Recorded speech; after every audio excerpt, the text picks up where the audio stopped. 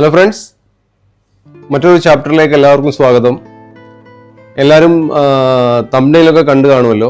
അപ്പം നിങ്ങളൊക്കെ പ്രതീക്ഷിക്കുന്നത് ഇന്ന് കുറച്ച് എൻ്റെ കുറ്റസമ്മതവും കുമ്പസാരവും കുറച്ച് അവിഹിതം ആയിട്ടുള്ള കാര്യങ്ങളൊക്കെയാണ് ഞാൻ പറയാൻ പോകുന്നതെന്നായിരിക്കും നിങ്ങൾ പ്രതീക്ഷിക്കുന്നത്. എന്നാൽ എൻ്റെ അഭിപ്രായത്തിൽ മലയാളത്തിൽ ഏറ്റവും അധികം തെറ്റിദ്ധരിക്കപ്പെട്ടിട്ടുള്ള വാക്കുകളിൽ ഒന്നാണ് അവിഹിതം. അപ്പം നമുക്കിന്ന് കുറച്ച് അവിഹിതമായ കാര്യങ്ങളെ പറ്റിയിട്ട് അല്ലെങ്കിൽ കുറച്ച് അവിഹിതം നമുക്കിന്ന് സംസാരിക്കാം. Welcome to life chapters.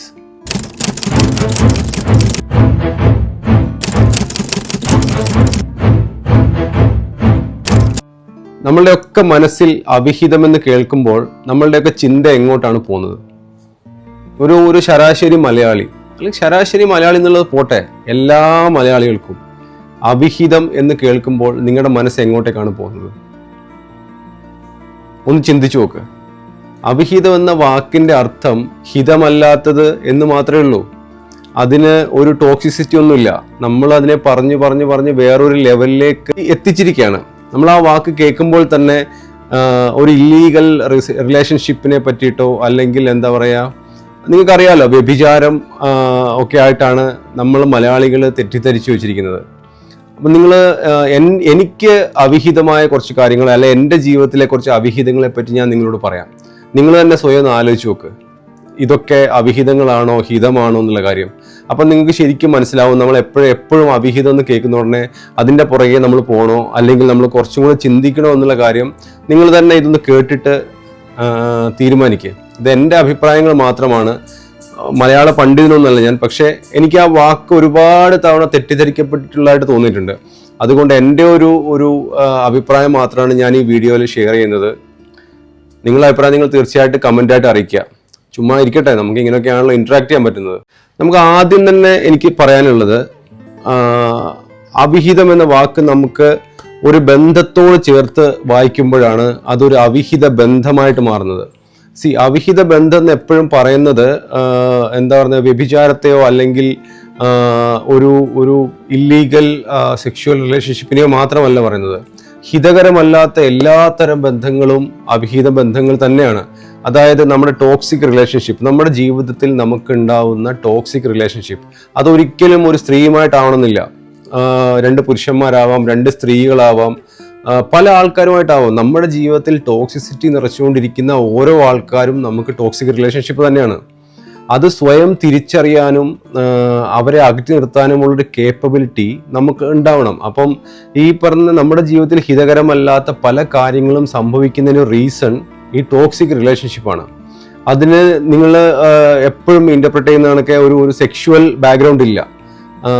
അതിന് പല തരത്തിൽ നമ്മളെ അഫക്റ്റ് ചെയ്യാം. നമുക്ക് സ്ട്രെസ്സ് തരാം, നമുക്ക് ഫൈനാൻഷ്യൽ ലോസ് ഉണ്ടാക്കാം, അങ്ങനെ ഒരുപാട് നമുക്ക് ആർഗ്യുമെന്റ്സ് ഒരുപാട് ഉണ്ടാവാം. അത് എല്ലാ ബന്ധങ്ങളിലും ഈ ഹിതകരമല്ലാത്ത പല കാര്യങ്ങളും നടക്കും. ഹിതകരമല്ലാത്ത എല്ലാ ബന്ധങ്ങളും അവിഹിതം തന്നെയാണ് എന്നെ സംബന്ധിച്ച്. അതിന് വേറെ ഒരു ബാക്ക്ഗ്രൗണ്ടൊന്നും ഞാൻ കൊടുക്കാറില്ല. എൻ്റെ ആദ്യത്തെ ഒരു അഭിപ്രായം ഇതാണ്, നമ്മുടെ ജീവിതത്തിലെ ടോക്സിസിറ്റി ഉണ്ടാക്കുന്ന എല്ലാ ബന്ധങ്ങളും അവിഹിതങ്ങൾ തന്നെയാണ്. അതാണ് എനിക്ക് നിങ്ങളോട് ആദ്യം ഷെയർ ചെയ്യാനുള്ള ഒരു കാര്യം. പിന്നെ എനിക്ക് വേറൊരു കാര്യം പറയാനുള്ളത്, പിന്നെ നമ്മൾ ശരിക്കും കുറേ ആൾക്കാർക്കൊക്കെ അതിനുള്ളൊരു കേപ്പബിലിറ്റി ഉണ്ട്. എന്നെ പോലത്തെ പല ആൾക്കാർ എല്ലാ കാര്യങ്ങളോടും യെസ് എന്ന് പറയുന്ന ഒരു കാലഘട്ടം ഉണ്ടായിരുന്നു, അല്ലെങ്കിൽ ഇപ്പോഴും പറഞ്ഞുകൊണ്ടിരിക്കുന്ന ഒരുപാട് ആൾക്കാരുണ്ട്. നമുക്കൊരിക്കലും നോ പറയാൻ പറ്റാറില്ല. നമ്മളെക്കൊണ്ട് ചെയ്യാൻ പറ്റുന്ന കാര്യമാണെങ്കിലും പറ്റാത്തതാണെങ്കിലും എന്താണെങ്കിലും നമ്മൾ യെസ് പറയും. നമുക്ക് നോ പറയാനുള്ള ഒരു കേപ്പബിലിറ്റി നമുക്കില്ല, പല ആൾക്കാർക്കും ഇല്ല. അത് നമ്മുടെ ബന്ധങ്ങളെ ഉലയ്ക്കുമെന്നോ അല്ലെങ്കിൽ നമ്മളെപ്പറ്റി എന്ത് വിചാരിക്കുമെന്നോ എന്നൊക്കെയുള്ള ഒരു മിഥ്യാധാരണയാണ് നമ്മളെക്കൊണ്ട് എപ്പോഴും യെസ് എന്ന് പറയിപ്പിക്കുന്നത്. പക്ഷെ പല കാര്യങ്ങളും ചെയ്യാൻ പറ്റാതായി കഴിയുമ്പോൾ ആ യെസ് ശരിക്കും നോയുടെ ഫലം ചെയ്യും, വിപരീത ഫലമാണ് നമുക്ക് ഉണ്ടാക്കുക. അത് ശരിക്കും എനിക്ക് തോന്നുന്നത്, നമ്മൾ യെസ് പറയേണ്ടടുത്ത് യെസ്സും നോ പറയേണ്ടടുത്ത് നോയും പറയാൻ നമ്മൾ പഠിച്ചിരിക്കണം. നമ്മളിപ്പം നോ പറയേണ്ട സ്ഥലത്ത് യെസ് പറയുന്നത് ഒട്ടും ഹിതകരമായ കാര്യമല്ല, അതൊരു അവിഹിതമായ കാര്യം തന്നെയാണ്. അപ്പൊ ഇങ്ങനെ പല രീതിയിൽ നമുക്ക് ഈ വാക്കിനെ പല കാര്യങ്ങളോട് ചേർത്ത് വായിച്ചെടുക്കാം. അതിന് ഒരർത്ഥം മാത്രമല്ല ഉള്ളത്. ഞാൻ പറഞ്ഞ പോലെ നോ പറയേണ്ട സ്ഥലത്ത് നോ പറഞ്ഞാൽ അത് ഹിതമായ കാര്യമാണ്, നോ പറയേണ്ട സ്ഥലത്ത് യെസ് പറഞ്ഞാൽ അത് അവിഹിതമായ കാര്യമാണ്. അതിന് ശരിക്കും നിങ്ങൾ അതിൻ്റെ ഇംഗ്ലീഷിലുള്ള അർത്ഥം നമുക്കൊന്ന് മനസ്സിലാക്കി കഴിഞ്ഞു കഴിഞ്ഞാൽ ഈ വാക്കിന് വലിയ അപകടമൊന്നുമില്ല. നമ്മൾ ചുമ്മാ ആരെങ്കിലും സംസാരിച്ചുകൊണ്ടിരിക്കുന്നത് കണ്ടു കഴിഞ്ഞപ്പോഴും ചിലപ്പോൾ അവർ തമ്മിൽ അവിഹിത എന്ന് പറഞ്ഞോളെ, അപ്പോഴേ നമ്മുടെ മൈൻഡ് പോകുന്നത് വേറൊരു തരത്തിലേക്കാണ്. ഇത്രയും എന്താ പറയുന്നത്, ഇങ്ങനത്തെ പല കാര്യങ്ങളിലാണ് ഈ മലയാളികൾക്ക് എന്താ പറയുക ഭയങ്കരമായിട്ട് താല്പര്യമുള്ളത്. അപ്പം നമ്മൾ കുറച്ചും കൂടെയൊക്കെ വാക്കുകളുടെ അർത്ഥം, നമ്മൾ ഏത് വാക്കിന് മുമ്പിൽ ഏത് വാക്ക് ചേർക്കുന്നു എന്നതൊക്കെ മനസ്സിലാക്കിയിട്ട് വേണം ഒരു കാര്യത്തെ പറ്റി നമ്മൾ വിശകലനം നടത്താനും മനസ്സിലാക്കാനും. എത്രയോ ആൾക്കാരെ പറ്റിയിട്ട് ഈ ഒരു ഒറ്റ വാക്കുകൾ കൊണ്ട് നമ്മൾ മോശമായിട്ട് ചിന്തിച്ചിട്ടുണ്ടാവും. ഞാനത് എല്ലാവരും ന്യായീകരിക്കല്ല. നമ്മൾ പറയുമ്പോൾ അവിഹിത ബന്ധം എന്ന് പറയുമ്പോൾ അതിന് ഹിതമല്ലാത്ത ബന്ധമായതുകൊണ്ട് അതിന് അതിൻ്റെതായ അർത്ഥം വരുന്നുണ്ട്. പക്ഷെ എല്ലാത്തിൻ്റെ കൂടെയും നമ്മൾ അത് ചേർക്കുമ്പോൾ, അല്ലെങ്കിൽ ഈ അവിഹിതം എന്നൊരു വാക്ക് മാത്രം പറയുമ്പോൾ നമ്മളെല്ലാം ആ ഒരു രീതിയിലേക്ക് ചിന്തിക്കുന്നതിനോട് എനിക്ക് ഒരിക്കലും യോജിക്കാൻ പറ്റില്ല. പിന്നെ നമ്മൾ പലപ്പോഴും പല രീതിയിലുള്ള കൂട്ടുകെട്ടുകളിൽ ചെന്ന് ചാടാറുണ്ട്. നമ്മുടെ സൗഹൃദം തിരഞ്ഞെടുക്കലാണ് നമ്മുടെ ജീവിതം ഏത് റൂട്ടിൽ പോകണമെന്ന് തീരുമാനിക്കപ്പെടുന്നതിന് ഒരു പ്രധാന ഘടകം. നല്ല സൗഹൃദങ്ങൾ എപ്പോഴും നമ്മുടെ ജീവിതത്തിനെ നല്ല രീതിയിലേ മുമ്പോട്ട് കൊണ്ടുപോകുള്ളൂ. അതേസമയം നമ്മുടെ കൂട്ടുകെട്ടുകൾ മോശമാണെങ്കിൽ അത് നമ്മുടെ ചുറ്റുപാടുകളെ ഒരുപാട് മാറ്റം വരുത്തും, വ്യക്തിപരമായ ഒരുപാട് നമ്മളെ അധപ്പതിച്ചവനാക്കി മാറ്റും. അത് ഒരുപാട് ഉദാഹരണങ്ങൾ നമ്മുടെ മുമ്പിലുണ്ട്. അപ്പോൾ എൻ്റെ അഭിപ്രായത്തിൽ നല്ല സുഹൃത്തുക്കളെ തിരഞ്ഞെടുക്കുന്നതും വളരെ ഇമ്പോർട്ടൻ്റ് ആയിട്ടുള്ള കാര്യമാണ്. അങ്ങനെ ചെയ്യാൻ പറ്റാത്തത് ഹിതകരമല്ലാത്ത കാര്യമാണ്, അതും ഒരു അവിഹിതമാണ്. നല്ല സുഹൃത്തുക്കളെ തിരഞ്ഞെടുക്കാൻ പറ്റാത്തത് ഒരു അവിഹിതമായ കാര്യമാണ്. അത് നിങ്ങളൊന്ന് കൂട്ടിച്ചേർത്ത് വായിച്ചു നോക്ക്. ഇങ്ങനെ പല കാര്യങ്ങളും നമുക്ക് ഇതിന്റെ മുമ്പിൽ ചേർത്ത് കഴിയുമ്പോൾ, അല്ലെങ്കിൽ അവിഹിതം എന്ന വാക്കിന്റെ പുറകെ പല വാക്കുകളും ചേർത്ത് കഴിയുമ്പോൾ ഈ അവിഹിതം എന്ന വാക്ക് അത്ര അപകടകരമൊന്നുമല്ല. ഇതൊക്കെ ഒന്ന് ചിന്തിച്ചു കഴിഞ്ഞാൽ നമുക്ക് മനസ്സിലാക്കാവുന്ന കാര്യമാണ്. ഹിതകരമല്ലാത്ത കാര്യത്തിനാണ് അവിഹിതം എന്ന് പറയുന്നത്. അതിനെങ്ങനെയാണ് നമ്മൾ ഈ ഒരു സെക്ഷുവൽ കണ്ടന്റ് കൊണ്ട് നമ്മൾ വേറൊരു കളർ കൊടുത്ത് നിർത്തിയിരിക്കുന്ന മലയാളത്തിൽ? ഇതൊക്കെ ഒരു ഭയങ്കര തമാശയാണ് ആലോചിച്ച് നോക്കുമ്പോൾ. ഞാൻ ഇന്നിങ്ങനെ ഇരുന്ന് ആലോചിച്ച സമയത്ത് എനിക്ക് മനസ്സിൽ തോന്നിയാണ്, ഇത് നമുക്കിങ്ങനെ ഡിസ്കസ് ചെയ്യാൻ പറ്റുന്ന ഒരു വിഷയമാണല്ലോ. പല കാര്യങ്ങളും നമ്മൾക്ക് ഇതിനെപ്പറ്റി സംസാരിക്കാം. ഈ ഹിതമല്ലാത്തത് അല്ലെങ്കിൽ അവിഹിതം എന്ന വാക്കിനോട് ചേർത്ത് നമുക്ക് പല കാര്യങ്ങളും കൂട്ടി വായിക്കാം. അപ്പൊ ഈ വാക്കിന്റെ ഒക്കെ അർത്ഥം മാറി വരും. ഒരു എക്സാമ്പിളിലൂടെ ഞാൻ പറഞ്ഞു കഴിഞ്ഞാൽ, നമ്മുടെ ഹെൽത്ത് നോക്കാതെ നമ്മൾ മറ്റുള്ളവർക്ക് വേണ്ടി ജീവിക്കുന്നത് അല്ലെങ്കിൽ മറ്റു പല കാര്യങ്ങളിലേക്ക് നമ്മൾ അഭിരമിക്കുന്നത് ഹിതകരമായ കാര്യമല്ല. അത് അവിഹിതമായ ഒരു ജീവിത രീതിയാണ്. നിങ്ങൾ ആലോചിച്ച് നോക്കുക, ഹിതകരമല്ലാത്ത ഒരു ജീവിത രീതിയാണ് നമ്മുടെ ആരോഗ്യം നശിപ്പിക്കുന്നത്. അപ്പോൾ അത് ഹിതമല്ലാത്തതാണ്, അത് അവിഹിതമാണ് എന്നെ സംബന്ധിച്ചോളം. പിന്നെ വേറൊരു എക്സാമ്പിളൂടെ ഞാൻ പറഞ്ഞു കഴിഞ്ഞാൽ,